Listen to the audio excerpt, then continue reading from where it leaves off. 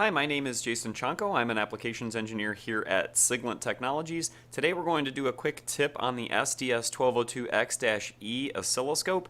We're going to show you the link to trigger, and that is going to help you quickly configure the trigger for a serial decoding setup.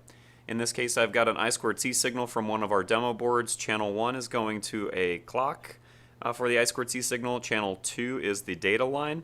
You'll see here we've got channel 1 active, factory defaults. I'm going to turn on channel 2 and get it centered on the display so you can see both of them here.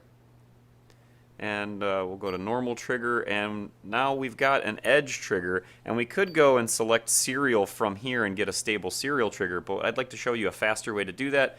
Press decode. You'll see we've got I2C set up as our protocol. Our signal, source clock 1, source data is going to be channel 2. We've got it locked in on that threshold.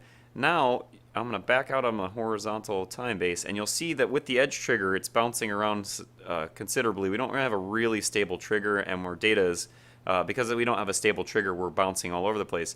Again, we're in the decode menu. I go to channel or page 2 on the decode menu, link to trigger. If I turn that on, you'll see that it locks in very nicely. And what we're going to do, what that link to trigger does is changes the trigger setup to the serial, so it adopts all of the settings that we originally had in our decode menu here, and you'll see we're decoding that. So it's a faster way to get to configuring your trigger to lock in on your serial signal.